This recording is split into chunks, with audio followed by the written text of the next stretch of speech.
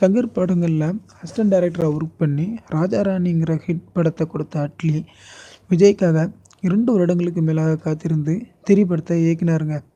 முதல் படம் எப்படி மௌனராகம் பாணியில் இருந்ததாக விமர்சிக்கப்பட்டதோ அதேபோல் தான் விஜய் நடித்த தெறி படமும் சத்ரியன் படம் போன்று இருந்ததாகத்தான் விமர்சிக்கப்பட்டது.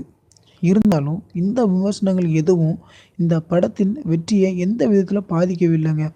ஆக 2 படங்களையுமே ஹிட்டாக கொடுத்து வெற்றி பட இயக்குனராகிவிட்ட அட்லி அடுத்தபடியாகவும் மெகா படம் தான் இயக்க வேண்டும் என்பதற்காக பைரவா படம் முடிகிற வரை மீண்டும் விஜய்க்காக காத்திருந்து விஜயின் அடுத்த படத்தை தேனாண்டல் ஃபிலிம்ஸுக்காக இயக்கும் வேலைகளில் தற்போது இறங்கிவிட்டாருங்க. மேலும் தற்போது விஜயும் பைரவா படத்தில் அவர் சம்பந்தப்பட்ட காட்சிகளில் நடித்து கொடுத்து விட்டதால் அட்லி இயக்கும் படத்திற்காக தன்னை தயார்படுத்தி கொண்டிருக்கிறார். இந்த நிலையில்தான் அந்த படத்தில் நடிக்க நயன்தாராவிடம் பேசிய அட்லி இன்னொரு ஹீரோயினுக்காக சில நடிகைகளிடம் பேசிகிட்டு இருக்காராம். அதோடு அடுத்த ஆண்டு ஜனவரி மாதம் 5ஆம் தேதிக்கு பிறகு படப்பிடிப்புக்கு செல்லவும் ஆலோசிச்சுட்டு இருக்கிறாராம் அட்லி.